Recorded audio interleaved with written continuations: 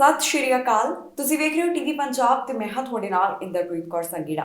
TV Punjab ਦੇਖਣ ਵਾਲੇ तमाम ਦਰਸ਼ਕਾਂ ਨੂੰ ਵਿਸਾਖੀ ਦੀ ਬਹੁਤ-ਬਹੁਤ ਵਧਾਈ।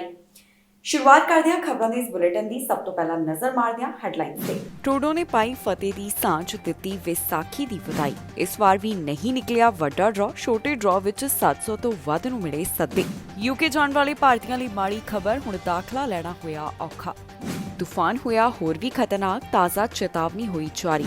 ਪੰਜਾਬੀ ਦੇ ਕਤਲ 'ਚ ਦੋਸ਼ੀ ਨੂੰ 12 ਸਾਲ ਦੀ ਸਜ਼ਾ, ਸਰੀ ਤੋਂ ਆਇਆ ਗੋਲੀਬਾਰੀ ਦਾ ਮਾਮਲਾ। ਪ੍ਰਧਾਨ ਮੰਤਰੀ ਜਸਟਿਨ ਟਰੂਡੋ ਵੱਲੋਂ ਵਿਸਾਖੀ ਦੇ ਦਿਹਾੜੇ ਦੀ ਵਧਾਈ ਦਿੱਤੀ ਗਈ ਹੈ। ਇਸ ਦਿਹਾੜੇ ਦੀ ਮਹੱਤਤਾ ਦੇ ਬਾਰੇ ਉਹਨਾਂ ਵੱਲੋਂ ਜ਼ਿਕਰ ਕੀਤਾ ਗਿਆ, ਜਿਸ ਦੀ ਵੀਡੀਓ ਸੋਸ਼ਲ ਮੀਡੀਆ ਦੇ ਉੱਪਰ ਸਾਂਝੀ ਕੀਤੀ। ਵੀਡੀਓ ਦੀ ਸ਼ੁਰੂਆਤ ਵਿੱਚ ਹੀ ਪ੍ਰਧਾਨ ਮੰਤਰੀ ਜਸਟਿਨ ਟਰੂਡੋ ਫਤਿਹ ਬੁਲਾਉਂਦੇ ਹੋਏ ਦਿਖਾਈ ਦੇ ਰਹੇ ਨੇ, ਜਿਸ ਤੋਂ ਬਾਅਦ ਉਹਨਾਂ ਨੇ ਵਿਸਾਖੀ ਦੀ तमाम ਸਿੱਖਾਂ ਨੂੰ ਵਧਾਈ ਦਿੱਤੀ।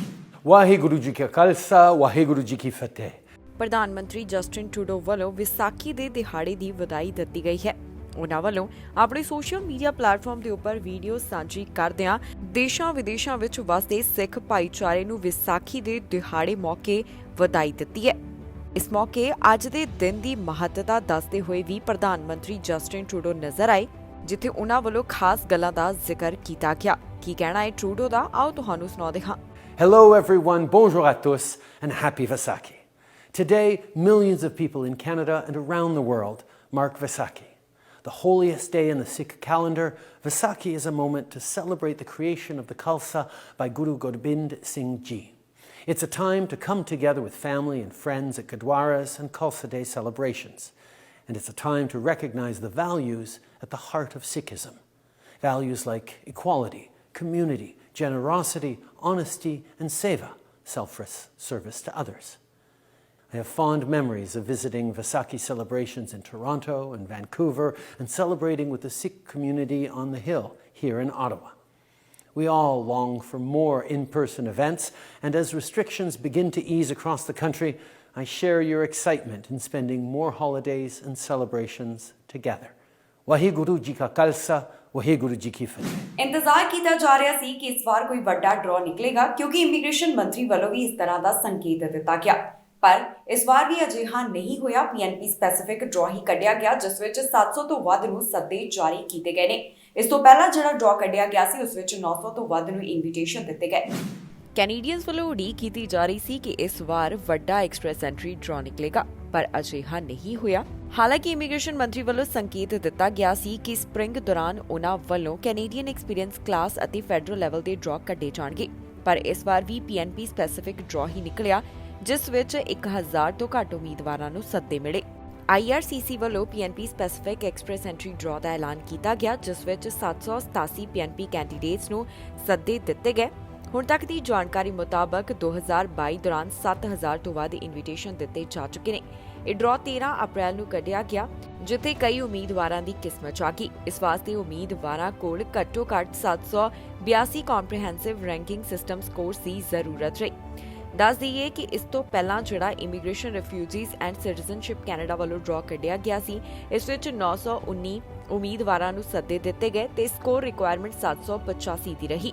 ਜ਼ਿਕਰਯੋਗ ਹੈ ਕਿ ਸਾਲ 2022 ਦੇ ਪਹਿਲੇ ਕੁਆਰਟਰ ਦੌਰਾਨ ਕੈਨੇਡਾ ਵੱਲੋਂ ਸਿਰਫ 6470 ਐਕਸਪ੍ਰੈਸ ਐਂਟਰੀ ਕੈਂਡੀਡੇਟਸ ਨੂੰ ਇਮੀਗ੍ਰੇਸ਼ਨ ਵਾਸਤੇ ਅਪਲਾਈ ਕਰਨ ਦਾ ਮੌਕਾ ਦਿੱਤਾ ਗਿਆ। ਇਸ ਨੂੰ ਦੇਖ ਕੇ ਪਤਾ ਚੱਲਦਾ ਹੈ ਕਿ ਇਮੀਗ੍ਰੇਸ਼ਨ ਦੀ ਸ਼ੁਰੂਆਤ ਪਹਿਲੇ ਕੁਆਰਟਰ ਵਿੱਚ ਕਾਫੀ ਹੌਲੀ ਹੋਈ ਹੈ।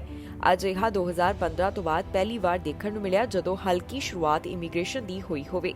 ਦੱਸ ਦਈਏ ਕਿ ਆਈਆਰਸੀਸੀ ਦੇ ਜਿਹੜੇ ਇੰਟਰਨਲ ਬਰੀਫਿੰਗ ਮੈਮੋਜ਼ ਨੇ, ਉਸ ਤੋਂ ਪਤਾ ਚੱਲਿਆ ਕਿ ਕਿਉਂ ਵੱਡੇ ਡਰਾਅ ਦੇ ਉੱਪਰ ਰੋਕ ਲਗਾਈ ਗਈ ਹੈ।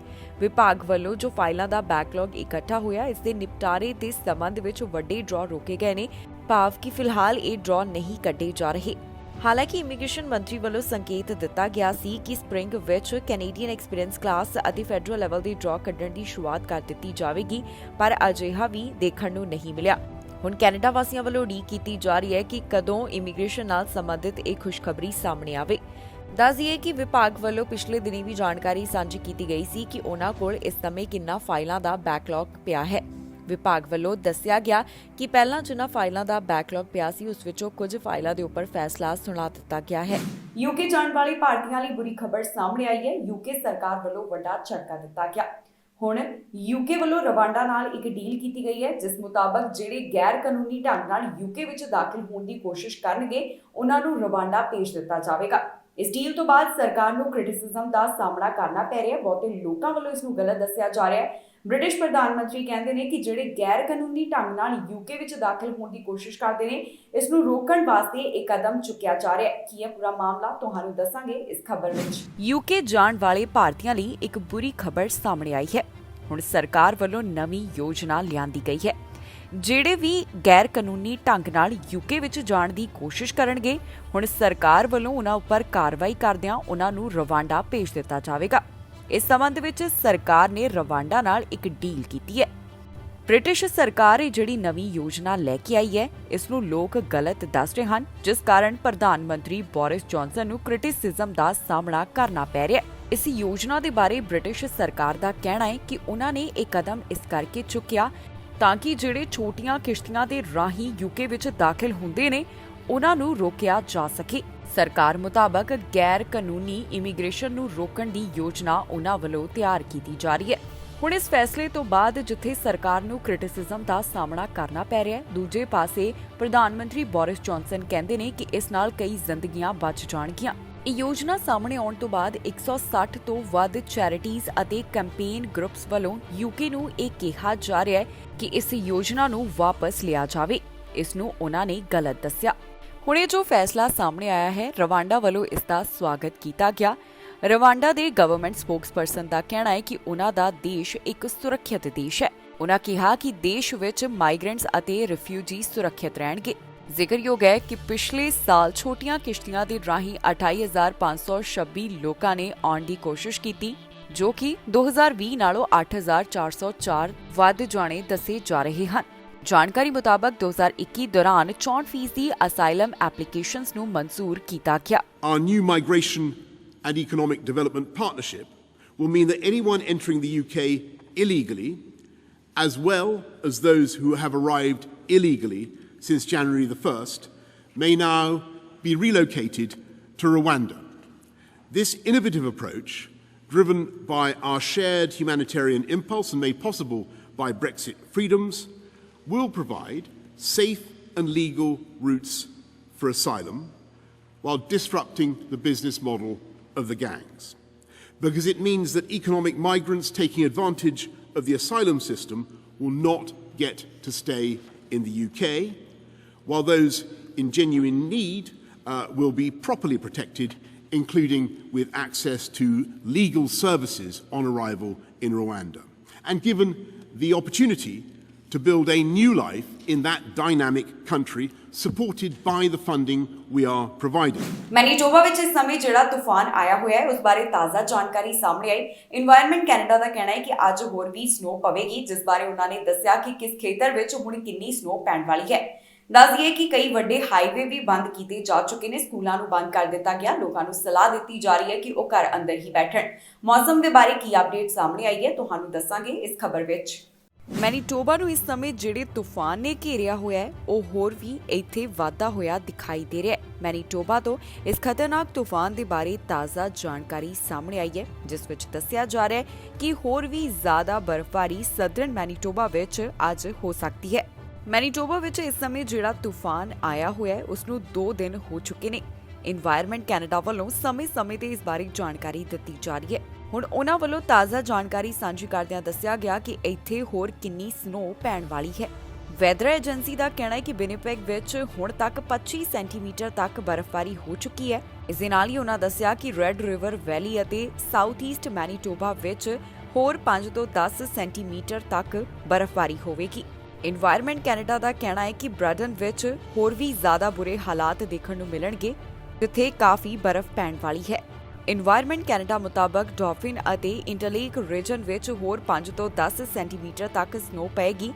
ਅਜਿਹਾ ਲਗਾਤਾਰ ਦੂਸਰੇ ਦਿਨ ਵੀ ਜਾਰੀ ਰਹਿਣ ਵਾਲਾ ਹੈ। ਕਿਹਾ ਜਾ ਰਿਹਾ ਹੈ ਕਿ ਹੁਣ ਇਸ ਤੂਫਾਨ ਦਾ ਅਸਰ ਹੋਰ ਵੀ ਜ਼ਿਆਦਾ ਇੱਥੇ ਨਜ਼ਰ ਆਵੇਗਾ, ਜਿੱਥੇ ਪਹਿਲਾਂ ਦੇ ਮੁਕਾਬਲੇ ਜ਼ਿਆਦਾ ਸਨੋ ਪੈਣ ਦੇ ਬਾਰੇ ਜਾਣਕਾਰੀ ਦਿੱਤੀ ਜਾ ਰਹੀ ਹੈ।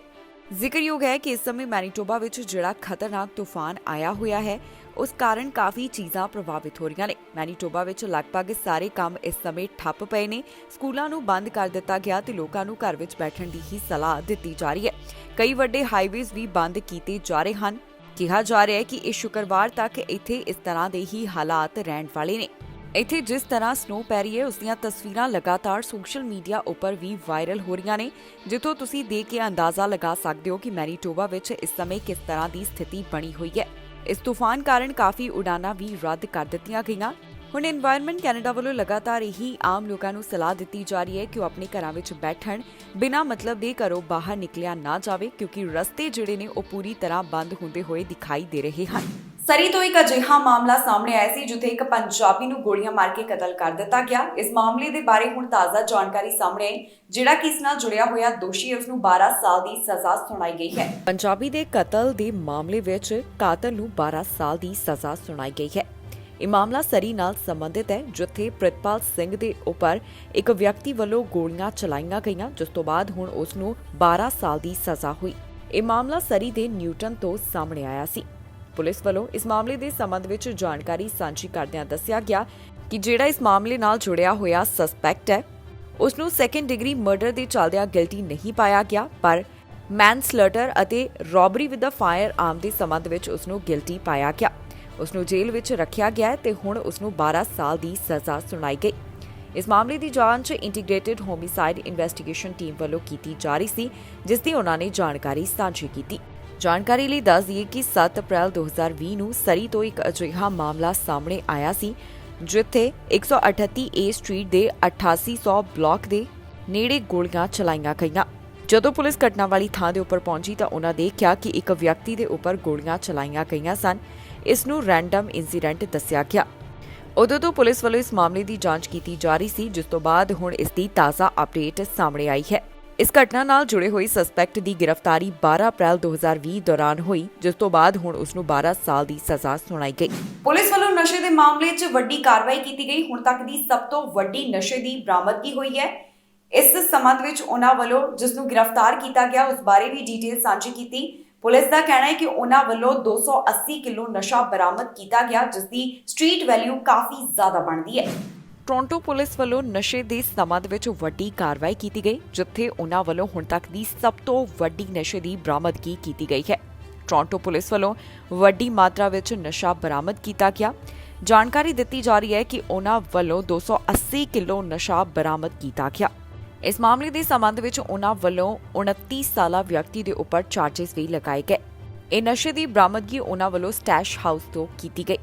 ਪੁਲਿਸ ਵੱਲੋਂ ਦੱਸਿਆ ਗਿਆ ਹੈ ਕਿ ਉਹਨਾਂ ਵੱਲੋਂ 199 kilo powder cocaine, 97 kilo crystal methamphetamine seize ਕੀਤੀ ਗਈ ਹੈ, ਜਿਸ ਦੀ ਕੀਮਤ $28 ਮਿਲੀਅਨ ਦੇ ਕਰੀਬ ਦੱਸੀ ਗਈ। ਪੁਲਿਸ ਦਾ ਕਹਿਣਾ ਹੈ ਕਿ ਟੋਰਾਂਟੋ ਪੁਲਿਸ ਦੇ ਡਰੱਗ ਸਕੁਆਡ ਵੱਲੋਂ ਇਸ ਮਾਮਲੇ ਦੀ ਜਾਂਚ 2 ਅਪ੍ਰੈਲ ਤੋਂ ਸ਼ੁਰੂ ਕਰ ਦਿੱਤੀ ਗਈ। ਉਹਨਾਂ ਨੇ 29 ਸਾਲਾ ਇੱਕ ਵਿਅਕਤੀ ਨੂੰ ਗ੍ਰਿਫਤਾਰ ਕੀਤਾ, ਜਿਸ ਦੇ ਉੱਪਰ ਚਾਰजेस ਵੀ ਲਗਾਏ ਗਏ। ਇਸ ਕੋਲ 50 ਕਿਲੋ ਪਾਊਡਰ ਕੋਕੇਨ ਬਰਾਮਦ ਹੋਈ। ਇਸ 29 ਸਾਲਾ ਸਸਪੈਕਟ ਨੂੰ ਪਾਰਕਿੰਗ ਲਾਟ ਤੋਂ ਗ੍ਰਿਫਤਾਰ ਕੀਤਾ ਗਿਆ। ਬਾਅਦ 'ਚ ਇਸ ਮਾਮਲੇ ਦੇ ਸੰਬੰਧ ਵਿੱਚ ਕਾਰਵਾਈ ਕਰਦਿਆਂ ਉਹਨਾਂ ਵੱਲੋਂ ਵੱਡੀ ਮਾਤਰਾ ਵਿੱਚ ਨਸ਼ਾ ਬਰਾਮਦ ਕੀਤਾ ਗਿਆ। ਸਸਪੈਕਟ ਦੇ ਘਰ ਤੋਂ ਪੁਲਿਸ ਵੱਲੋਂ $50,000 ਵੀ ਬਰਾਮਦ ਕੀਤੇ ਗਏ। ਇਸ ਤੋਂ ਇਲਾਵਾ ਉਹਨਾਂ ਨੂੰ ਇੱਥੇ ਪ੍ਰੋਫੈਸ਼ਨਲੀ ਬਣਾਇਆ ਗਿਆ ਟਰੈਪ ਵੀ ਮਿਲਿਆ, ਜੋ ਕਿ ਕਾਰ ਦੇ ਅੰਦਰ ਸੀ। ਪੁਲਿਸ ਵੱਲੋਂ ਦੱਸਿਆ ਗਿਆ ਹੈ ਕਿ ਜਿਸ ਸਸਪੈਕਟ ਨੂੰ ਉਹਨਾਂ ਨੇ ਗ੍ਰਿਫਤਾਰ ਕੀਤਾ ਉਸ ਦਾ ਨਾਮ ਮੁਰੇਸ ਹੈ। ਇਸ ਮਾਮਲੇ ਦੇ ਸੰਬੰਧ ਵਿੱਚ ਵਧੇਰੇ ਜਾਂਚ ਕੀਤੀ ਜਾ ਰਹੀ ਹੈ। ਬਾਕੀ ਦੀ ਜਾਣਕਾਰੀ ਬਾਅਦ ਵਿੱਚ ਸਾਂਝੀ ਕੀਤੀ ਜਾਵੇਗੀ। ਐਲਨ ਮਸਕ ਵੱਲੋਂ ਟਵਿੱਟਰ ਖਰੀਦਣ ਦੀ ਤਿਆਰੀ ਕੀਤੀ ਜਾ ਰਹੀ ਹੈ। ਇਸ ਸੰਬੰਧ ਵਿੱਚ ਉਹਨਾਂ ਨੇ ਪੇਸ਼ਕਸ਼ ਰੱਖੀ ਹੈ। ਪਿਛਲੇ ਦਿਨੀ ਉਹਨਾਂ ਨੂੰ ਕਿਹਾ ਗਿਆ ਸੀ ਕਿ ਉਹ ਟਵਿੱਟਰ ਦੇ ਬੋਰਡ ਆਫ ਡਾਇਰੈਕਟਰਸ ਵਿੱਚ ਸ਼ਾਮਿਲ ਹੋ ਸਕਦੇ ਨੇ, ਪਰ ਇਹ ਇਨਵੀਟੇਸ਼ਨ ਉਹਨਾਂ ਵੱਲੋਂ ਮਨਜ਼ੂਰ ਨਹੀਂ ਕੀਤਾ ਗਿਆ। ਦੱਸ ਦਈਏ ਕਿ ਟਵਿੱਟਰ ਵਿੱਚ ਐਲਨ ਮਸਕ ਦੀ ਸਭ ਤੋਂ ਵੱਡੀ ਸ਼ੇਅਰ ਹੋਲਡਰਸ ਦੀ ਹਿੱਸੇਦਾਰੀ ਹੈ ਤੇ ਹੁਣ ਉਹਨਾਂ ਵੱਲੋਂ ਇਹ ਗੱਲ ਦੀ ਤਿਆਰੀ ਕੀਤੀ ਜਾ ਰਹੀ ਹੈ ਕਿ ਉਹ ਟਵਿੱਟਰ ਨੂੰ ਖਰੀਦ ਲੈਣ। ਐਲਨ ਮਸਕ ਵੱਲੋਂ ਹੁਣ ਟਵਿੱਟਰ ਖਰੀਦਣ ਦੀ ਕੋਸ਼ਿਸ਼ ਕੀਤੀ ਜਾ ਰਹੀ ਹੈ। ਜੀ ਹਾਂ, ਇਸ ਦੀ ਖਰੀਦਦਾਰੀ ਵਾਸਤੇ ਉਹਨਾਂ ਨੇ ਪੇਸ਼ਕਸ਼ ਰੱਖੀ। ਉਹ ਚਾਹੁੰਦੇ ਹਨ ਕਿ ਉਹ ਟਵਿੱਟਰ ਨੂੰ 43 ਬਿਲੀਅਨ ਦੇ ਵਿੱਚ ਖਰੀਦ ਲੈਣ। ਜੀ ਹਾਂ, ਟੈਸਲਾ ਦੇ CEO ਐਲਨ ਮਸਕ ਚਾਹੁੰਦੇ ਨੇ ਕਿ ਉਹ ਟਵਿੱਟਰ ਨੂੰ ਪੂਰੀ ਤਰ੍ਹਾਂ ਖਰੀਦ ਲੈਣ, ਜਿਸ ਦੀ ਉਹਨਾਂ ਵੱਲੋਂ ਪੇਸ਼ਕਸ਼ ਕੀਤੀ ਗਈ ਹੈ। ਐਲਨ ਮਸਕ ਫਿਲਹਾਲ ਟਵਿੱਟਰ ਦੇ ਸਭ ਤੋਂ ਵੱਡੇ ਸ਼ੇਅਰ ਹੋਲਡਰ ਹਨ। ਉਹਨਾਂ ਨੇ ਟਵਿੱਟਰ ਦੇ ਬਾਕੀ ਸ਼ੇਅਰਸ ਨੂੰ $54.20 ਪ੍ਰਤੀ ਸ਼ੇਅਰ ਤੇ ਖਰੀਦਣ ਦਾ ਪ੍ਰਸਤਾਵ ਰੱਖਿਆ ਹੈ, ਜਿਸ ਦੀ ਕੀਮਤ ਤਕਰੀਬਨ $43 ਬਿਲੀਅਨ ਬਣਦੀ ਹੈ। ਹੁਣ ਇਸ ਸਭ ਤੋਂ ਬਾਅਦ ਐਲਨ ਮਸਕ ਬੋਲੇ ਨੇ। ਉਹਨਾਂ ਦਾ ਕਹਿਣਾ ਹੈ ਕਿ ਮੈਂ ਟਵਿੱਟਰ ਵਿੱਚ ਇਨਵੈਸਟ ਕੀਤਾ ਸੀ ਕਿਉਂਕਿ ਮੈਂ ਇਸ ਨੂੰ ਇੱਕ ਇੰਡੀਪੈਂਡੈਂਟ ਪਲੇਟਫਾਰਮ ਦੇ ਤੌਰ ਤੇ ਉੱਪਰ ਦੇਖਦਾ ਹਾਂ। ਉਹਨਾਂ ਕਿਹਾ ਕਿ ਇਨਵੈਸਟਮੈਂਟ ਕਰਨ ਤੇ ਮੈਨੂੰ ਅਹਿਸਾਸ ਹੋਇਆ ਕਿ ਕੰਪਨੀ ਆਪਣੇ ਮੌਜੂਦਾ ਰੂਪ ਵਿੱਚ ਨਾ ਤਾਂ ਤਰੱਕੀ ਕਰੇਗੀ ਤੇ ਨਾ ਹੀ ਸਮਾਜਿਕ ਲੋੜਾਂ ਨੂੰ ਪੂਰਾ ਕਰੇਗੀ। ਉਹਨਾਂ ਕਿਹਾ ਕਿ ਟਵਿੱਟਰ ਨੂੰ ਇੱਕ ਪ੍ਰਾਈਵੇਟ ਕੰਪਨੀ ਵਿੱਚ ਬਦਲਣ ਦੀ ਜ਼ਰੂਰਤ ਹੈ। ਦੱਸ ਦਈਏ ਕਿ ਟਵਿੱਟਰ ਵੱਲੋਂ ਵੀ ਵਿਚਾਰ ਸਾਂਝੇ ਕਰਦਿਆਂ ਦੱਸਿਆ ਗਿਆ ਕਿ ਉਹਨਾਂ ਨੂੰ ਮਸਕ ਦੀ ਪੇਸ਼ਕਸ਼ ਹਾਸਲ ਹੋਈ ਹੈ, ਪਰ ਫਿਲਹਾਲ ਅਜੇ ਉਹਨਾਂ ਨੇ ਇਸ ਉੱਪਰ ਫੈਸਲਾ ਲੈਣਾ ਹੈ ਕਿ ਇਹ ਪੇਸ਼ਕਸ਼ ਸ਼ੇਅਰ ਹੋਲਡਰਸ ਦੇ ਹਿੱਤ ਵਿੱਚ ਹੈ ਜਾਂ ਫਿਰ ਨਹੀਂ। ਜ਼ਿਕਰਯੋਗ ਹੈ ਵਿਚਾਰਾਂ ਦੇ ਪ੍ਰਗਟਾਵੇ ਦੀ ਆਜ਼ਾਦੀ ਨੂੰ ਲੈ ਕੇ ਐਲਨ ਮਸਕ ਟਵਿੱਟਰ ਦੀ ਆਲੋਚਨਾ ਕਰਦੇ ਰਹੇ ਹਨ। ਮਸਕ ਵੱਲੋਂ ਟਵਿੱਟਰ ਦੇ ਸ਼ੇਅਰ ਖਰੀਦਣ ਤੋਂ ਬਾਅਦ ਟਵਿੱਟਰ ਨੇ ਉਹਨਾਂ ਨੂੰ ਬੋਰਡ ਆਫ ਡਾਇਰੈਕਟਰਸ ਵਾਸਤੇ ਅਪਾਇੰਟ ਕੀਤਾ ਸੀ, ਪਰ ਇਸ ਦੀ ਸ਼ਰਤ ਸੀ ਕਿ ਬੋਰਡ ਮੈਂਬਰ 14.9% ਤੋਂ ਵੱਧ ਸ਼ੇਅਰਸ ਦਾ ਮਾਲਕ ਨਹੀਂ ਹੋ ਸਕਦਾ। 5 ਦਿਨਾਂ ਬਾਅਦ ਮਸਕ ਨੇ ਇਸ ਪੇਸ਼ਕਸ਼ ਨੂੰ ਠੁਕਰਾ ਦਿੱਤਾ।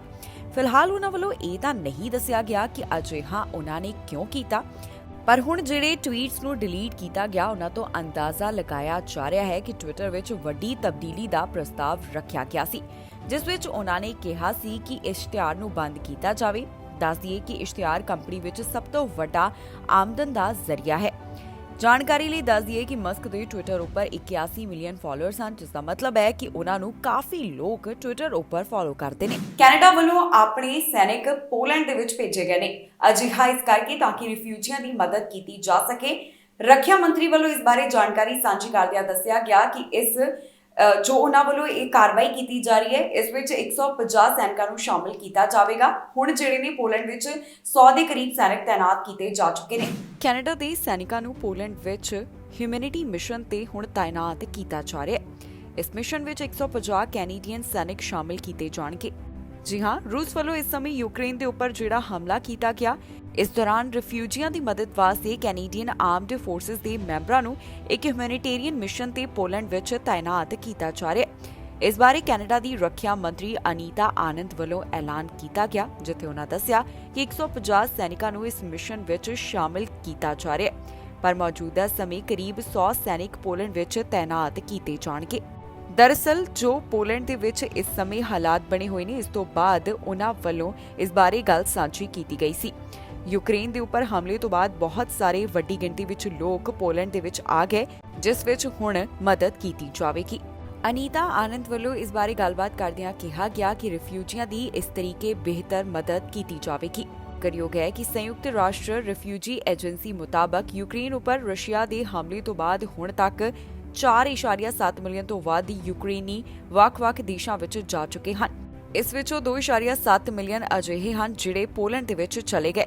ਪੋਲੈਂਡ ਦੇ ਦੂਸਰੇ ਸਭ ਤੋਂ ਵੱਡੇ ਸ਼ਹਿਰ ਦੀ ਆਬਾਦੀ 8 ਲੱਖ ਸੀ, ਪਰ ਕੁਝ ਹਫ਼ਤਿਆਂ ਵਿੱਚ ਹੀ ਕਰੀਬ 1,50,000 ਰਿਫਿਊਜੀਆਂ ਦੇ ਪਹੁੰਚਣ ਤੋਂ ਬਾਅਦ ਇਸ ਸ਼ਹਿਰ ਦੀ ਆਬਾਦੀ 1 ਮਿਲੀਅਨ ਨੂੰ ਪਾਰ ਕਰ ਗਈ। ਦੱਸ ਦਈਏ ਕਿ ਕੈਨੇਡੀਅਨ ਆਰਮਡ ਫੋਰਸਿਸ ਦੇ ਮੈਂਬਰ ਪਿਛਲੇ ਹਫ਼ਤੇ ਪੋਲੈਂਡ ਵਿੱਚ ਸਨ ਅਤੇ ਰਿਫਿਊਜੀ ਸੰਕਟ ਵਿੱਚ ਮਦਦ ਕਰਨ ਲਈ ਸੈਨਿਕਾਂ ਦੀ ਅਪਾਇੰਟਮੈਂਟ ਦੀਆਂ ਸੰਭਾਵਨਾ ਬਾਰੇ ਵਿਚਾਰ ਚੱਲ ਰਹੀ ਸੀ।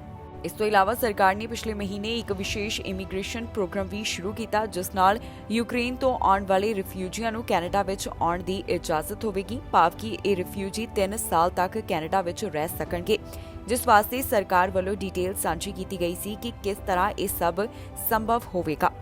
ਦੱਸ ਦਈਏ ਕਿ ਲਗਾਤਾਰ ਕੈਨੇਡਾ ਸਰਕਾਰ ਵੱਲੋਂ ਯੂਕਰੇਨ ਦੇ ਹੱਕ ਵਿੱਚ ਬਿਆਨ ਦਿੱਤੇ ਜਾ ਰਹੇ ਨੇ। ਉਹਨਾਂ ਵੱਲੋਂ ਯੂਕਰੇਨ ਦੀ ਸੰਭਵ ਮਦਦ ਕੀਤੀ ਜਾ ਰਹੀ ਹੈ। ਟੋਰਾਂਟੋ ਦੇ ਮੇਅਰ ਵੀ ਕੋਰੋਨਾ ਵਾਇਰਸ ਦੀ ਲਪੇਟ ਵਿੱਚ ਆ ਗਏ, ਜਿਸ ਦੀ ਜਾਣਕਾਰੀ ਉਹਨਾਂ ਵੱਲੋਂ ਵੀ ਸਾਂਝੀ ਕੀਤੀ ਗਈ। ਦੱਸ ਦਈਏ ਕਿ ਮੇਅਰ ਵੱਲੋਂ ਕੋਵਿਡ-19 ਵੈਕਸੀਨ ਦੇ ਦੋਨੋਂ ਟੀਕੇ ਤੇ ਬੂਸਟਰ ਡੋਜ਼ ਹਾਸਲ ਕੀਤੀ ਗਈ ਹੈ।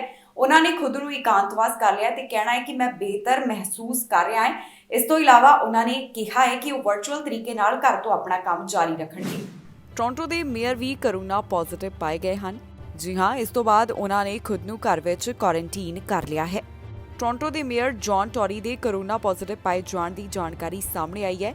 ਇਸ ਬਾਰੇ ਉਹਨਾਂ ਦੇ ਦਫ਼ਤਰ ਨੇ ਜਾਣਕਾਰੀ ਸਾਂਝੀ ਕਰਦਿਆਂ ਦੱਸਿਆ ਕਿ ਟੋਰੀ ਵੱਲੋਂ ਆਪਣੇ ਘਰ ਵਿੱਚ ਹੀ ਖੁਦ ਨੂੰ ਆਈਸੋਲੇਟ ਕਰ ਲਿਆ ਗਿਆ। ਇਸ ਦੇ ਨਾਲ ਹੀ ਉਹਨਾਂ ਦੱਸਿਆ ਕਿ ਉਹ ਬਿਹਤਰ ਮਹਿਸੂਸ ਕਰ ਰਹੇ ਹਨ। ਦਫ਼ਤਰ ਦੇ ਦੱਸਣ ਮੁਤਾਬਕ ਮੇਅਰ ਘਰ ਤੋਂ ਹੀ ਆਪਣਾ ਕੰਮ ਜਾਰੀ ਰੱਖਣਗੇ। ਉਹਨਾਂ ਵੱਲੋਂ ਵਰਚੁਅਲ ਤਰੀਕੇ ਨਾਲ ਮੀਟਿੰਗਾਂ ਵਿੱਚ ਹਿੱਸਾ ਲਿਆ ਜਾਵੇਗਾ। ਕੋਰੋਨਾ ਪੋਜ਼ਿਟਿਵ ਪਾਏ ਜਾਣ ਤੋਂ ਬਾਅਦ ਮੇਅਰ ਵੱਲੋਂ ਵੀ ਆਪਣੇ ਵਿਚਾਰ ਸਾਂਝੇ ਕੀਤੇ ਗਏ। ਉਹਨਾਂ ਦਾ ਕਹਿਣਾ ਹੈ ਕਿ ਮੈਂ ਸ਼ੁਕਰਗੁਜ਼ਾਰ ਹਾਂ ਕਿ ਮੈਂ ਇਸ ਸਮੇਂ ਫੁੱਲੀ ਵੈਕਸੀਨੇਟਡ ਹਾਂ। ਉਹਨਾਂ ਕਿਹਾ ਕਿ ਮੈਂ ਇਸ ਸਮੇਂ ਬਿਹਤਰ ਮਹਿਸੂਸ ਕਰ ਰਿਹਾ ਹਾਂ, ਪਰ ਮੈਨੂੰ ਕੋਰੋਨਾ ਦੇ ਹਲਕੇ ਲੱਛਣ ਹਨ। ਦੱਸ ਦਈਏ ਕਿ ਪਿਛਲੇ ਬੁੱਧਵਾਰ ਜਦੋਂ ਮੇਅਰ ਵੱਲੋਂ ਕੋਰੋਨਾ ਟੈਸਟ ਕਰਵਾਇਆ ਗਿਆ ਸੀ ਤਾਂ ਇਸ ਦੀ ਰਿਪੋਰਟ ਨੈਗੇਟਿਵ ਆਈ। ਮੇਅਰ ਦੇ ਦਫ਼ਤਰ ਮੁਤਾਬਕ ਮੇਅਰ ਨੇ ਪਿਛਲੇ ਸਾਲ ਕੋਵਿਡ-19 ਵੈਕਸੀਨ ਦੀਆਂ 3 ਡੋਜ਼ਸ ਹਾਸਲ ਕੀਤੀਆਂ ਅਤੇ ਉਹ ਅਗਲੇ ਮਹੀਨੇ ਚੌਥੀ ਡੋਜ਼ ਵੀ ਲਗਵਾਉਣ ਵਾਲੇ ਹਨ। ਇਸ ਤੋਂ ਇਲਾਵਾ ਮੇਅਰ ਵੱਲੋਂ ਆਮ ਲੋਕਾਂ ਨੂੰ ਕਿਹਾ ਗਿਆ ਹੈ ਕਿ ਉਹ ਵੀ ਕੋਵਿਡ-19 ਵੈਕਸੀਨ ਜ਼ਰੂਰ ਹਾਸਲ ਕਰਨ ਕਿਉਂਕਿ ਇਸ ਨਾਲ ਕੋਰੋਨਾ ਵਾਇਰਸ ਦੇ ਖਿਲਾਫ ਬਿਹਤਰ ਸੁਰੱਖਿਆ ਮਿਲਦੀ ਹੈ। ਹਰਜੀਤ ਸੱਜਣ ਵੱਲੋਂ ਵਿਸਾਖੀ ਦੇ ਦਿਹਾੜੇ ਦੀ ਵਧਾਈ ਦਿੱਤੀ ਗਈ। ਉਹਨਾਂ ਨੇ ਸੋਸ਼ਲ ਮੀਡੀਆ ਪਲੇਟਫਾਰਮ ਦੇ ਉੱਪਰ ਵੀਡੀਓ ਜਾਰੀ ਕੀਤੀ ਹੈ। ਸੰਦੇਸ਼ ਉਹਨਾਂ ਵੱਲੋਂ ਇਸ ਮੌਕੇ ਦੇ ਉੱਪਰ ਦਿੱਤਾ ਗਿਆ। ਇਸ ਦਿਨ ਦੀ ਮਹੱਤਤਾ ਦੇ ਬਾਰੇ ਵੀ ਗੱਲ ਕਰਦੇ ਹੋਏ ਉਹ ਦਿਖਾਈ ਦਿੱਤੇ। ਹਰਜੀਤ ਸੱਜਣ ਵੱਲੋਂ ਵਿਸਾਖੀ ਦੇ ਦਿਹਾੜੇ ਦੀ ਵਧਾਈ ਦਿੱਤੀ ਗਈ। ਉਹਨਾਂ ਵੱਲੋਂ ਸੋਸ਼ਲ ਮੀਡੀਆ ਪਲੇਟਫਾਰਮ ਦੇ ਉੱਪਰ ਇੱਕ ਵੀਡੀਓ ਜਾਰੀ ਕਰਦਿਆਂ ਇਸ ਮੌਕੇ ਦੇ ਉੱਪਰ ਖਾਸ ਸੰਦੇਸ਼ ਦਿੱਤਾ ਗਿਆ। ਉਹਨਾਂ ਵੱਲੋਂ ਵਿਸਾਖੀ ਦੇ ਦਿਹਾੜੇ ਦੀ ਮਹੱਤਤਾ ਦਾ ਜ਼ਿਕਰ ਕਰਦਿਆਂ तमाम ਸਿੱਖਾਂ ਨੂੰ ਵਧਾਈ ਦਿੱਤੀ ਗਈ ਹੈ। ਕੀ ਕਹਿਣਾ ਹੈ ਹਰਜੀਤ ਸੱਜਣ ਦਾ, ਆਓ ਤੁਹਾਨੂੰ ਸੁਣਾਉਂਦੇ ਹਾਂ। ਸਾਰਿਆਂ ਨੂੰ ਵਿਸਾਖੀ ਦੀਆਂ ਲੱਖ ਲੱਖ ਵਧਾਈ। Today is a very special day for all Sikhs. Happy Vaisakhi to everyone. It's the birth of the Khalsa and also a time of harvest back home in Punjab as well. And to be able to say Happy Vaisakhi to everyone here, where at the Gurdwara in South Vancouver, where I learned my Punjabi, it's very special and important. Surrey police ਨੂੰ ਵੱਡੀ ਕਾਮਯਾਬੀ ਮਿਲੀ ਹੈ ਜਿੱਥੇ ਉਹਨਾਂ ਵੱਲੋਂ ਵੱਡੀ ਮਾਤਰਾ ਵਿੱਚ ਨਸ਼ਾ ਬਰਾਮਦ ਕੀਤਾ ਗਿਆ। ਇਸ ਦੌਰਾਨ 2 ਜਾਣਿਆਂ ਨੂੰ ਗ੍ਰਿਫਤਾਰ ਕੀਤਾ ਗਿਆ ਜਿਨ੍ਹਾਂ ਦੀ ਪਹਿਚਾਣ ਅਜੇ ਜਨਤਕ ਨਹੀਂ ਕੀਤੀ ਗਈ, ਪਰ ਕਿਹੜੀਆਂ ਚੀਜ਼ਾਂ ਉਹਨਾਂ ਨੇ ਹੋਰ ਬਰਾਮਦ ਕੀਤੀਆਂ ਇਹ ਦੱਸਿਆ ਗਿਆ। ਸਰੀ ਮਾਊਂਟੀਜ਼ ਦੇ ਹੱਥ ਵੱਡੀ ਸਫਲਤਾ ਲੱਗੀ ਹੈ ਜਿੱਥੇ ਉਹਨਾਂ ਵੱਲੋਂ ਵੱਡੀ ਮਾਤਰਾ ਵਿੱਚ ਨਸ਼ਾ ਬਰਾਮਦ ਕੀਤਾ ਗਿਆ। ਇਹ ਨਸ਼ੇ ਦੀ ਬਰਾਮਦਗੀ ਉਹਨਾਂ ਵੱਲੋਂ ਗਿਲਫੋਰਡ ਤੋਂ ਕੀਤੀ ਗਈ ਹੈ। ਮਾਮਲੇ ਦੇ ਸੰਬੰਧ ਵਿੱਚ ਸਰੀ ਮਾਊਂਟੀਜ਼ ਵੱਲੋਂ ਜਾਣਕਾਰੀ ਸਾਂਝੀ ਕਰਦਿਆਂ ਦੱਸਿਆ ਗਿਆ ਕਿ ਇੱਥੇ ਉਹਨਾਂ ਵੱਲੋਂ 101 ਐਵਨਿਊ ਦੇ 15,000 ਬਲਾਕ ਦੇ ਉੱਪਰ ਸਰਚ ਕੀਤੀ ਗਈ ਸੀ, ਜਿਸ ਤੋਂ ਬਾਅਦ 2 ਜਾਣਿਆਂ ਨੂੰ ਨਸ਼ੇ ਦੇ ਮਾਮਲੇ ਦੇ ਸੰਬੰਧ ਵਿੱਚ ਗ੍ਰਿਫਤਾਰ ਕੀਤਾ ਗਿਆ। ਫਿਲਹਾਲ ਇਹਨਾਂ ਦੋਹਾਂ ਦੇ ਉੱਪਰ ਅਜੇ ਕੋਈ ਚਾਰਜਸ ਨਹੀਂ ਲਗਾਏ ਗਏ। ਪੁਲਿਸ ਵੱਲੋਂ ਜਾਣਕਾਰੀ ਸਾਂਝੀ ਕੀਤੀ ਗਈ ਹੈ ਕਿ ਉਹਨਾਂ ਵੱਲੋਂ ਇਸ ਦੌਰਾਨ ਕੀ ਬਰਾਮਦ ਕੀਤਾ ਗਿਆ। ਦੱਸਣ ਮੁਤਾਬਕ 2 ਹਥਿਆਰ, 5 ਰੈਪਲਿਕਾ ਫਾਇਰਆਰਮ, ਕਈ cellphone, 1.8 kilo suspected methamphetamine, 93 gram suspected cocaine, 170 gram suspected MDMA, 30 gram suspected crack cocaine, 90 gram suspected fentanyl police ਵੱਲੋਂ ਬਰਾਮਦ ਕੀਤਾ ਗਿਆ। ਇਸ ਮਾਮਲੇ ਦੇ ਸੰਬੰਧ ਵਿੱਚ ਉਹਨਾਂ ਵੱਲੋਂ ਵਧੇਰੇ ਜਾਂਚ ਕੀਤੀ ਜਾ ਰਹੀ ਹੈ, ਜਿਸ ਤੋਂ ਬਾਅਦ ਬਾਕੀ ਦੀ ਜਾਣਕਾਰੀ ਸਾਂਝੀ ਕੀਤੀ ਜਾਵੇਗੀ। ਹੁਣ ਨਸ਼ੇ ਦੇ ਨਾਲ ਜੁੜੇ ਹੋਏ ਜਿਹੜੇ 2 ਵਿਅਕਤੀਆਂ ਨੂੰ ਗ੍ਰਿਫਤਾਰ ਕੀਤਾ ਗਿਆ, ਉਹਨਾਂ ਦੀ ਪਹਿਚਾਣ ਅਜੇ ਜਨਤਕ ਨਹੀਂ ਕੀਤੀ ਗਈ। ਓਨਟਾਰੀਓ ਵਿੱਚ ਇਸ ਸਮੇਂ ਕੋਰੋਨਾ ਵਾਇਰਸ ਦੀ 6ਵੀਂ ਲਹਿਰ ਸ਼ੁਰੂ ਹੋ ਚੁੱਕੀ ਹੈ। ਇੱਥੇ ਮੁੜ ਤੋਂ ਸਖਤੀ ਦੀ ਤਿਆਰੀ ਕੀਤੀ ਜਾ ਰਹੀ ਹੈ। ਪਿਛਲੇ ਦਿਨੀ ਹੀ ਲੋਕਾਂ ਨੂੰ ਸਲਾਹ ਦਿੱਤੀ ਗਈ ਸੀ ਕਿ ਉਹ ਹਾਈ ਰਿਸਕ ਸਪੀਸੀਜ਼ ਦੇ ਉੱਪਰ ਮਾਸਕ ਪਾਉਣਾ ਜਾਰੀ ਰੱਖਣ ਤੇ ਅੱਜ ਓਨਟਾਰੀਓ ਦੇ ਪ੍ਰੀਮੀਅਰ ਵੀ ਇਸ ਬਾਰੇ ਬੋਲੇ ਨੇ। ਕੀ ਕਹਿਣਾ ਹੈ ਉਹਨਾਂ ਦਾ, ਤੁਹਾਨੂੰ ਦੱਸਾਂਗੇ ਇਸ ਖਬਰ ਵਿੱਚ। ਓਨਟਾਰੀਓ ਵਿੱਚ ਇੱਕ ਵਾਰ ਫਿਰ ਤੋਂ ਸਖਤੀ ਕੀਤੀ ਜਾ ਸਕਦੀ ਹੈ। ਜੀ ਹਾਂ, ਓਨਟਾਰੀਓ ਵਿੱਚ ਇਸ ਸਮੇਂ ਜਿਹੜੇ ਕੋਰੋਨਾ ਵਾਇਰਸ ਦੇ ਹਾਲਾਤ ਬਣੇ ਹੋਏ ਨੇ, ਇਸ ਬਾਰੇ ਓਨਟਾਰੀਓ ਦੇ ਪ੍ਰੀਮੀਅਰ ਡਾਗਫੋਰਡ ਬੋਲੇ ਹਨ। ਉਹਨਾਂ ਦਾ ਕਹਿਣਾ ਹੈ ਕਿ ਜੇਕਰ chief medical officer of health ਉਹਨਾਂ ਨੂੰ ਸਲਾਹ ਦਿੰਦੇ ਨੇ ਤਾਂ ਸੂਬੇ ਵਿੱਚ ਮੁੜ ਤੋਂ ਮਾਸਕ ਪਾਉਣਾ ਲਾਜ਼ਮੀ ਕੀਤਾ ਜਾ ਸਕਦਾ ਹੈ। ਦੱਸ ਦਈਏ ਕਿ ਓਨਟਾਰੀਓ ਸਰਕਾਰ ਵੱਲੋਂ ਐਲਾਨ ਕਰਦਿਆਂ ਕਾਫੀ ਥਾਵਾਂ ਤੋਂ ਲਾਜ਼ਮੀ ਮਾਸਕ ਦੀ ਨੀਤੀ ਨੂੰ ਖਤਮ ਕਰ ਦਿੱਤਾ। ਇਸ ਤੋਂ ਇਲਾਵਾ ਬਾਕੀ ਚੀਜ਼ਾਂ ਉੱਪਰ ਜਿਹੜੀਆਂ ਪਾਬੰਦੀਆਂ ਲਗਾਈਆਂ ਗਈਆਂ ਉਹਨਾਂ ਨੂੰ ਵੀ ਹਟਾ ਦਿੱਤਾ ਗਿਆ। ਪਿਛਲੇ ਦਿਨੀ ਇਹ ਸਲਾਹ ਦਿੱਤੀ ਗਈ ਸੀ ਕਿ ਲੋਕ ਅਜੇ ਵੀ ਮਾਸਕ ਪਾਉਣਾ ਜਾਰੀ ਰੱਖਣ। ਮੌਜੂਦਾ ਕੋਰੋਨਾ ਵਾਇਰਸ ਦੇ ਹਾਲਾਤਾਂ ਦੇ ਬਾਰੇ ਹੁਣ ਇੱਥੋਂ ਦੇ ਪ੍ਰੀਮੀਅਰ ਡਾਗਫੋਰਡ ਕੀ ਬੋਲ ਰਹੇ ਨੇ, ਆਓ ਤੁਹਾਨੂੰ ਸੁਣਾਉਂਦੇ ਹਾਂ ਉਹਨਾਂ ਦੀ ਜ਼ੁਬਾਨੀ। I wouldn't have any problem at all with that. I really wouldn't. We want to protect the most vulnerable. I've always said that from day one. But I'll wait for Dr. Moore to give us the recommendations like I have right from day one. And if he gives us that recommendations, I'd be more than happy to do that. But most importantly, we have to take care of the most vulnerable. That's why we're giving the 4th doses out. That's why we have the antiviral pills for the most vulnerable and the capacity. And the hospitals are strong right now. I want to give a shout out to all the healthcare workers. They've been absolute fabulous. They're game changers. If we didn't have the quality of healthcare people in this province throughout this pandemic, we would be in deep trouble. Hearing some positive information about the wastewater test. It kind of peaked and it's slowly going down, but I truly believe everyone should continue to be cautious. Move forward cautiously. And we've built up the hospital capacity. We're listening to Dr. Moore's recommendations. But this is an example of building the hospital capacity right here in Scarborough and across the province, adding 8,700 new healthcare workers, adding 3,100 new beds.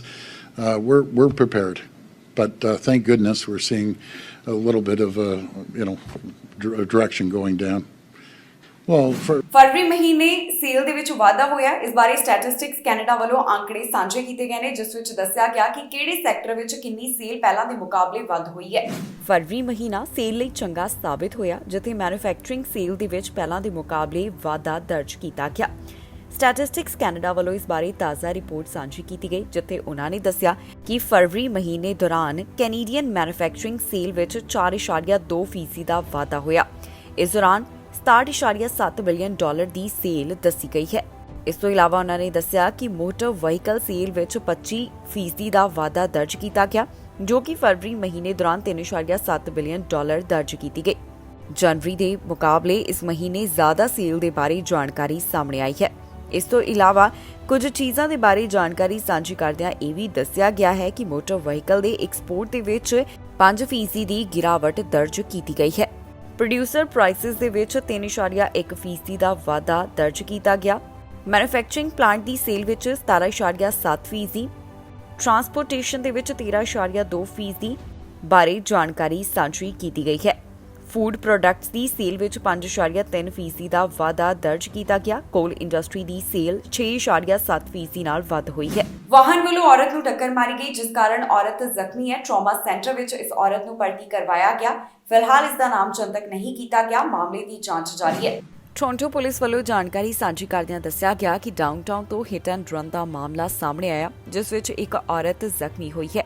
ਇਹ hit and run ਦਾ ਮਾਮਲਾ ਅੱਧੀ ਰਾਤ ਨੂੰ ਸਾਹਮਣੇ ਆਇਆ, ਜਿਸ ਬਾਰੇ Toronto police ਵੱਲੋਂ ਹੁਣ ਜਾਣਕਾਰੀ ਸਾਂਝੀ ਕਰਦਿਆਂ ਦੱਸਿਆ ਗਿਆ ਕਿ ਇਹ ਘਟਨਾ ਸਪੈਡੀਨਾ ਐਵੀਨਿਊ ਅਤੇ ਕਿੰਗ ਸਟਰੀਟ ਦੇ ਨੇੜੇ ਵਾਪਰੀ। ਪੁਲਿਸ ਮੁਤਾਬਕ ਇੱਕ ਔਰਤ ਰਾਹਗੀਰ ਨੂੰ ਇਸ ਦੌਰਾਨ ਟੱਕਰ ਲੱਗੀ ਹੈ, ਜਿਸ ਨੂੰ ਗੰਭੀਰ ਹਾਲਤ ਦੇ ਚਲਦਿਆਂ ਟਰਾਮਾ ਸੈਂਟਰ ਵਿੱਚ ਭਰਤੀ ਕਰਵਾਇਆ ਗਿਆ। ਫਿਲਹਾਲ ਇਸ ਪੀੜਤ ਦਾ ਨਾਮ ਅਜੇ ਉਨ੍ਹਾਂ ਵੱਲੋਂ ਜਨਤਕ ਨਹੀਂ ਕੀਤਾ ਗਿਆ। ਜਿਸ ਵਾਹਨ ਵੱਲੋਂ ਔਰਤ ਨੂੰ ਟੱਕਰ ਮਾਰੀ ਗਈ, ਉਹ ਪਹਿਲਾਂ ਰੁਕਿਆ ਪਰ ਬਾਅਦ ਵਿੱਚ ਘਟਨਾ ਵਾਲੀ ਥਾਂ ਤੋਂ ਚਲਾ ਗਿਆ। ਇਸ ਘਟਨਾ ਨਾਲ ਜੁੜੇ ਹੋਏ ਸਸਪੈਕਟ ਦੇ ਬਾਰੇ ਵੀ ਬਹੁਤੀ ਜਾਣਕਾਰੀ ਅਜੇ ਸਾਂਝੀ ਨਹੀਂ ਕੀਤੀ ਗਈ। ਪੁਲਿਸ ਦਾ ਕਹਿਣਾ ਹੈ ਕਿ ਜਿਹੜਾ ਵਾਹਨ ਇਸ ਮਾਮਲੇ ਨਾਲ ਜੁੜਿਆ ਹੋਇਆ ਹੈ ਉਹ ਬਲੈਕ ਮਰਸੀਡੀਜ਼ ਸੈਡਾਨ ਹੈ। ਪੁਲਿਸ ਦਾ ਕਹਿਣਾ ਹੈ ਕਿ ਜੇਕਰ ਕਿਸੇ ਨੂੰ ਵੀ ਇਸ ਘਟਨਾ ਦੇ ਬਾਰੇ ਕੋਈ ਜਾਣਕਾਰੀ ਹੋਵੇ ਜਾਂ ਕਿਸੇ ਕੋਲ ਇਸ ਘਟਨਾ ਦੀ ਕੋਈ ਇਨਫੋਰਮੇਸ਼ਨ ਹੋਵੇ ਤਾਂ ਉਹਨਾਂ ਨਾਲ ਜ਼ਰੂਰ ਸੰਪਰਕ ਕਰਨ, ਤਾਂ ਕਿ ਉਹ ਇਸ ਮਾਮਲੇ ਦੀ ਵਧੇਰੇ ਜਾਂਚ ਕਰ ਸਕਣ।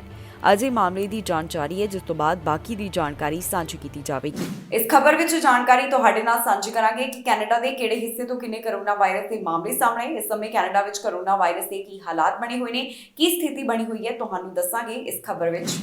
ਓਨਟਾਰੀਓ ਦੇ ਹਸਪਤਾਲ ਵਿੱਚ 1000 ਤੋਂ ਵੱਧ ਮਰੀਜ਼ਾਂ ਦੀ ਗਿਣਤੀ ਹੈ, ਜਿਨ੍ਹਾਂ ਦਾ ਕਰੋਨਾ ਵਾਇਰਸ ਕਾਰਨ ਇਲਾਜ ਚੱਲ ਰਿਹਾ ਹੈ। ਇੱਥੇ ਹਸਪਤਾਲ ਵਿੱਚ 1392 ਮਰੀਜ਼ ਦੱਸੇ ਗਏ ਤੇ ਇੰਟੈਂਸਿਵ ਕੇਅਰ ਅਧੀਨ 177 ਦੀ ਗਿਣਤੀ ਸਾਹਮਣੇ ਆਈ ਹੈ। ਓਨਟਾਰੀਓ ਸੂਬੇ ਵਿੱਚ ਪਹਿਲਾਂ ਦੇ ਮੁਕਾਬਲੇ ਕਰੋਨਾ ਵਾਇਰਸ ਦੇ ਮਾਮਲੇ ਵਧਦੇ ਹੋਏ ਦਿਖਾਈ ਦੇ ਰਹੇ ਨੇ। ਇੱਥੇ 24 ਘੰਟਿਆਂ ਦੌਰਾਨ 4000 ਤੋਂ ਜ਼ਿਆਦਾ ਮਾਮਲੇ ਸਾਹਮਣੇ ਆਏ। 24 ਘੰਟਿਆਂ ਦੌਰਾਨ ਇੱਥੇ 4599 ਕੇਸਿਸ ਰਿਕਾਰਡ ਕੀਤੇ ਗਏ, ਜਿਸ ਤੋਂ ਬਾਅਦ ਹੁਣ ਤੱਕ ਦਾ ਕੁੱਲ ਕਰੋਨਾ ਆંકੜਾ 12,09,041 ਦੇ ਉੱਪਰ ਪਹੁੰਚ ਗਿਆ। 24 ਘੰਟਿਆਂ ਦੌਰਾਨ 23 ਮੌਤਾਂ ਇਸ ਵਾਇਰਸ ਕਾਰਨ ਹੋਈਆਂ, ਜਿਸ ਤੋਂ ਬਾਅਦ ਮੌਤਾਂ ਦਾ ਆંકੜਾ 12,606 ਦੇ ਉੱਪਰ ਪਹੁੰਚ ਗਿਆ। ਰਿਕਵਰਡ ਕੇਸਿਸ ਦੀ ਗਿਣਤੀ 11,63,003 ਦੇ ਕਰੀਬ ਦੱਸੀ ਜਾ ਰਹੀ ਹੈ। ਵੈਕਸੀਨੇਸ਼ਨ ਦੀ ਜਾਣਕਾਰੀ ਮੁਤਾਬਕ ਜਿਨ੍ਹਾਂ ਦੀ ਉਮਰ 12 ਸਾਲ ਤੇ ਇਸ ਤੋਂ ਵੱਧ ਹੈ, ਉਹਨਾਂ ਵਿੱਚ 91% ਆਬਾਦੀ ਇਸ ਸਮੇਂ ਫੁੱਲੀ ਵੈਕਸੀਨੇਟਡ ਹੈ। 92.9 ਵੱਲੋਂ ਕੋਵਿਡ-19 ਵੈਕਸੀਨ ਦੀ ਪਹਿਲੀ ਡੋਜ਼, ਇਸ ਤੋਂ ਇਲਾਵਾ 3 ਡੋਜ਼ ਲਗਵਾਉਣ ਵਾਲਿਆਂ ਦੀ ਗਿਣਤੀ 56% ਦੱਸੀ ਗਈ। 5 ਸਾਲ ਤੋਂ 11 ਸਾਲ ਵਾਲਿਆਂ 'ਚ 55.9% ਵੱਲੋਂ ਕੋਵਿਡ-19 ਵੈਕਸੀਨ ਦੀ ਪਹਿਲੀ ਡੋਜ਼, 34.3% ਆਬਾਦੀ ਵੱਲੋਂ ਕੋਵਿਡ-19 ਵੈਕਸੀਨ ਦੀਆਂ 2 ਡੋਜ਼ਸ ਲਗਵਾਈਆਂ ਜਾ ਚੁੱਕੀਆਂ ਨੇ। ਇੱਥੇ ਸੂਬੇ ਵਿੱਚ ਟੈਸਟ ਪੋਜ਼ਿਟਿਵਿਟੀ ਰੇਟ 18.1% ਦਾ ਦੱਸਿਆ ਗਿਆ। ਕਿਊਬਿਕ ਸੂਬੇ ਵਿੱਚ ਵੀ ਪਹਿਲਾਂ ਦੇ ਮੁਕਾਬਲੇ ਕਰੋਨਾ ਵਾਇਰਸ ਦੇ ਮਾਮਲੇ ਵੱਧ ਹੁੰਦੇ ਦਿਖਾਈ ਦੇ ਰਹੇ ਨੇ। ਇੱਥੇ ਹਸਪਤਾਲ ਵਿੱਚ 2154 ਮਰੀਜ਼ਾਂ ਦੀ ਗਿਣਤੀ ਹੈ। ਇੰਟੈਂਸਿਵ ਕੇਅਰ ਅਧੀਨ 96 ਦੱਸੇ ਜਾ ਰਹੇ ਨੇ। ਕੁੱਲ ਪ੍ਰੋਵਿੰਸ ਵਿੱਚ 24 ਘੰਟਿਆਂ ਦੌਰਾਨ 3190 ਕੇਸਿਸ ਸਾਹਮਣੇ ਆਏ ਤੇ 26 ਲੋਕਾਂ ਨੇ ਇਸ ਵਾਇਰਸ ਕਾਰਨ ਬੀਤੇ 24 ਘੰਟਿਆਂ ਦੌਰਾਨ ਦਮ ਤੋੜ ਦਿੱਤਾ। ਪੈਂਡੈਮਿਕ ਦੀ ਸ਼ੁਰੂਆਤ ਤੋਂ ਲੈ ਕੇ ਹੁਣ ਤੱਕ 10,10,196 ਕਰੋਨਾ ਦੇ ਮਾਮਲੇ ਸਾਹਮਣੇ ਆ ਚੁੱਕੇ ਨੇ। 14,618 ਮੌਤਾਂ ਇਸ ਵਾਇਰਸ ਕਾਰਨ ਹੁਣ ਤੱਕ ਹੋ ਗਈਆਂ। ਵੈਕਸੀਨੇਸ਼ਨ ਦੀ ਜਾਣਕਾਰੀ ਮੁਤਾਬਕ 5 ਸਾਲ ਤੇ ਇਸ ਤੋਂ ਵੱਧ ਉਮਰ ਵਾਲਿਆਂ ਵਿੱਚ 91% ਆਬਾਦੀ ਵੱਲੋਂ ਕੋਵਿਡ-19 ਵੈਕਸੀਨ ਦੀ ਪਹਿਲੀ ਡੋਜ਼, 87% ਆਬਾਦੀ ਵੱਲੋਂ ਕੋਵਿਡ-19 ਵੈਕਸੀਨ ਦੀਆਂ 2 ਡੋਜ਼ ਤੇ 54% ਆਬਾਦੀ ਵੱਲੋਂ ਕੋਵਿਡ-19 ਵੈਕਸੀਨ ਦੇ 3 ਟੀਕੇ ਲਗਵਾਏ ਜਾ ਚੁੱਕੇ ਨੇ। ਇਸ ਦੇ ਨਾਲ ਹੀ ਜਾਂਦੇ ਇੱਕ ਵਾਰ ਫਿਰ ਤੋਂ ਨਜ਼ਰ ਮਾਰਦੇ ਹਾਂ ਹੈਡਲਾਈਨਸ ਤੇ। ਟਰੂਡੋ ਨੇ ਪਾਈ ਫਤਿਹ ਦੀ ਸਾਂਝ, ਦਿੱਤੀ ਵਿਸਾਖੀ ਦੀ ਵਧਾਈ। ਇਸ ਵਾਰ ਵੀ ਨਹੀਂ ਨਿਕਲਿਆ ਵੱਡਾ ਡਰਾਅ, ਛੋਟੇ ਡਰਾਅ ਵਿੱਚ 700 ਤੋਂ ਵੱਧ ਨੂੰ ਮਿਲੇ ਸੱਦੇ। ਯੂਕੇ ਜਾਣ ਵਾਲੇ ਭਾਰਤੀਆਂ ਲਈ ਮਾੜੀ ਖਬਰ, ਹੁਣ ਦਾਖਲਾ ਲੈਣਾ ਹੋਇਆ ਔਖਾ। ਤੂਫਾਨ ਹੋਇਆ ਹੋਰ ਵੀ ਖਤਰਨਾਕ, ਤਾਜ਼ਾ ਚੇਤਾਵਨੀ ਹੋਈ ਜਾਰੀ। ਪੰਜਾਬੀ ਦੇ ਕਤਲ 'ਚ ਦੋਸ਼ੀ ਨੂੰ 12 ਸਾਲ ਦੀ ਸਜ਼ਾ, ਸਰੀ ਤੋਂ ਆਇਆ ਗੋਲੀਬਾਰੀ ਦਾ ਮਾਮਲਾ। ਖਬਰਾਂ ਦੇ ਇਸ ਬੁਲੇਟਿਨ ਵਿੱਚ ਇੰਨਾ ਹੀ। ਫਿਲਹਾਲ ਮੈਨੂੰ ਇੰਦਰਪ੍ਰੀਤ ਕੌਰ ਸੰਗੇੜਾ ਨੂੰ ਦਿਓ ਇਜਾਜ਼ਤ ਤੇ ਤੁਸੀਂ ਵੇਖਦੇ ਰਹੋ ਟੀਵੀ ਪੰਜਾਬ।